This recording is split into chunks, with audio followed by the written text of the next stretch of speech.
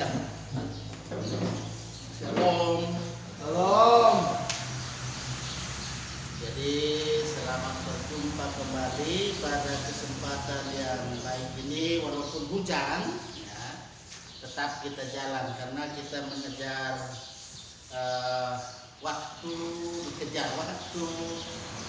Karena dalam waktu yang singkat ini kita akan sedang menyelesaikan materi-materi yang ada terkait dengan peneguhan CD buat kalian. Karena sebelum Jumat Agung kalian itu sudah akan diteguhkan. Makanya setia sampai akhir, ya, selesai. Saat ini kita akan bersama memahami tentang Yesus, ya, sebagai Tuhan yang mengajarkan berdoa. Yesus mengajar berdoa, ajarannya tentang doa. Perhatikan antara lain dalam bagian firman Tuhan dalam Alkitab. Kalian membukanya itu dalam Matius pasal 6 ayat 5 sampai ayat 8. Baca Matius 6 ayat 5 sampai 8.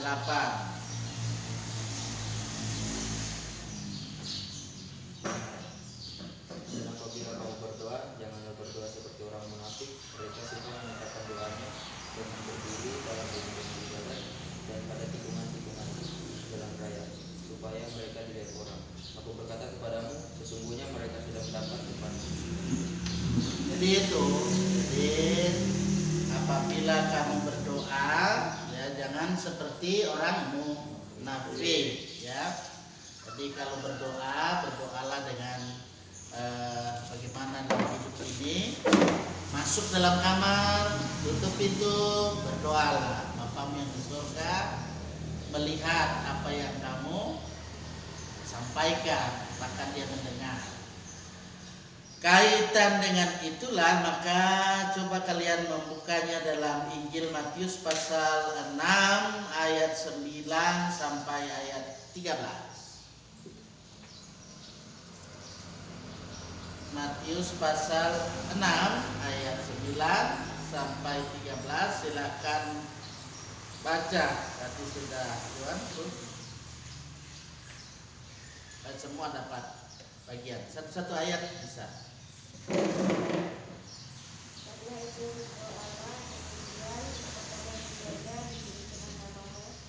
Terus saja satu perikop itu sampai selesai doa kami. Tidak mungkin satu-satu orang.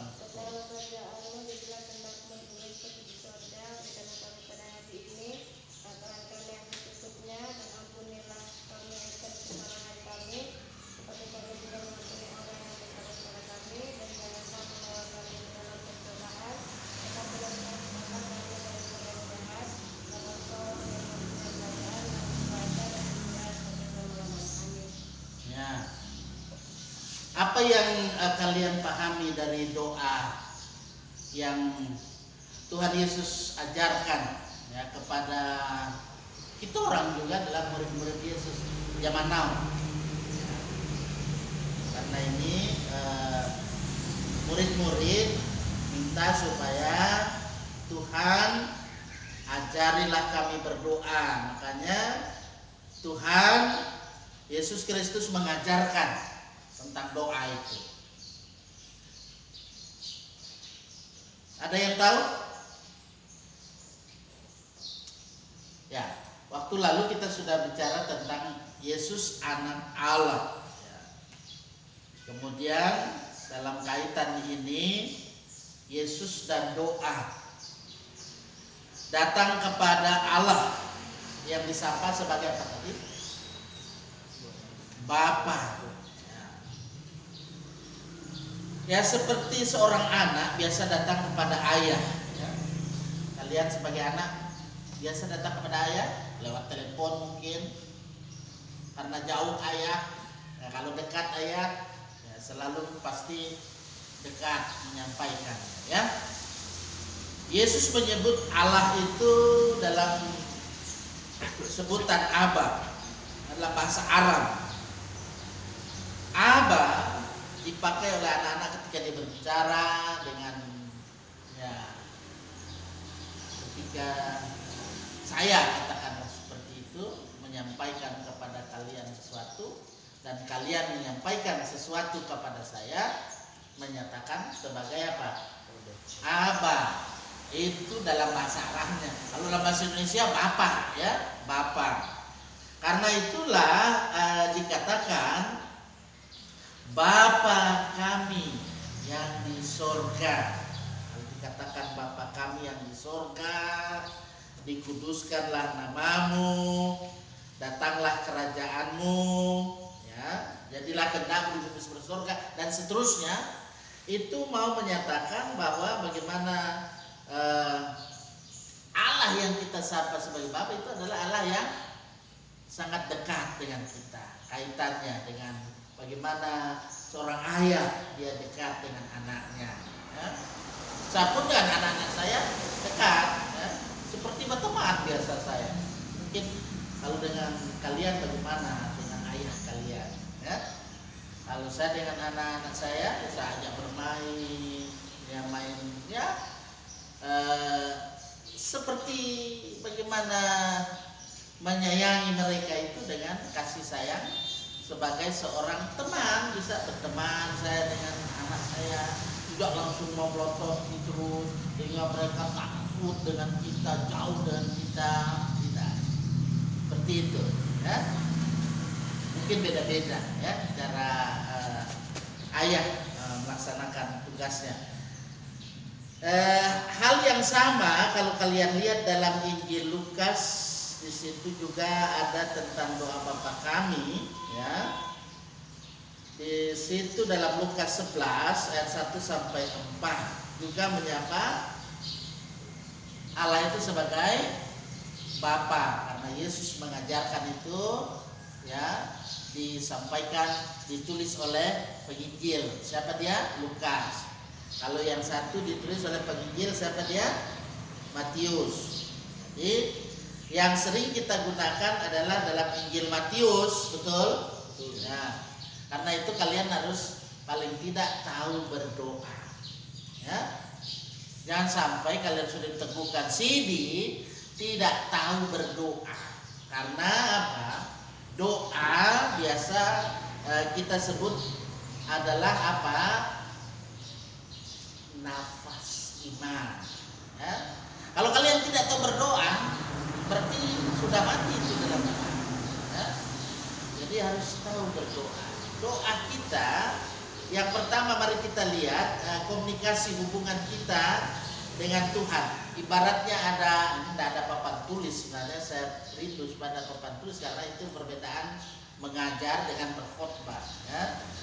Jadi kalau kalian melihat ini tanda ini, segitiga ini bisa dilihat. Jadi ini Allah di sini. Atas, di atas, ya. Segitiga sama kaki di sini, manusia dengan bersama. Jadi dalam kaitan berdoa kita kepada Tuhan, hubungan atau relasi dengan tiga titik yang ada ini yang saya berikan tadi itu gambaran keseimbangan. Keseimbangan itu nampak dalam perjanjian Allah, dan juga dia menyatakan keadilannya dan tidak sepihak. Allah itu adil. Makanya kita juga di Indonesia mau supaya kita adil. Nanti tanggal 14 sudah ada yang mau memilih? Belum? Nah, nanti kalau yang sudah berhak memilih, nah, pilihlah siapa yang kalian mau pilih menjadi pemimpin. Berdoa dulu sebelum memilih, mencoblos. Nah, itu. Ya, lanjut.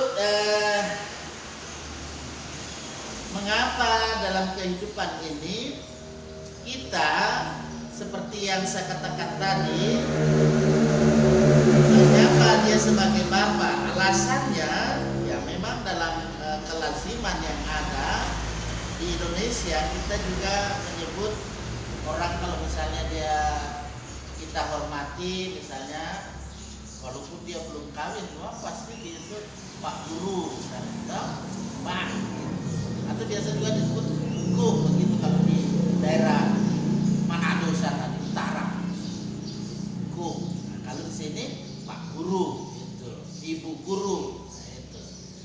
Tapi ini kaitan dengan penyapaan Allah sebagai apa tadi? Bapa.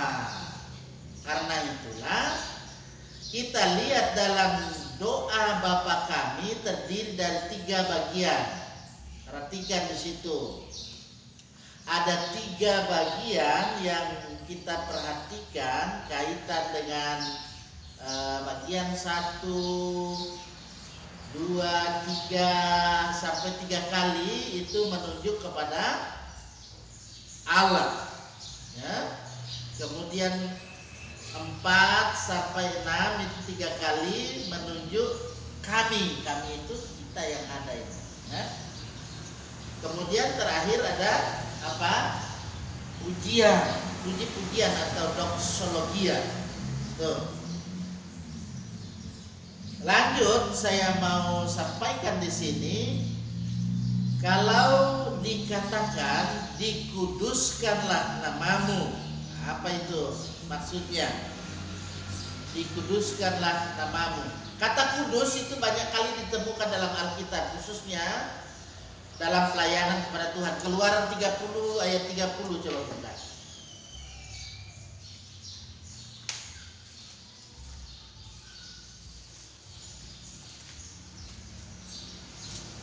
Keluaran 30 ayat 30 ya, siapa yang belum tadi membaca silakan. Engkau harus juga mengurapi dan menguduskan Harun dan anak-anaknya supaya mereka memegang jabatan imam bagi Imam, ya, jabatan imam.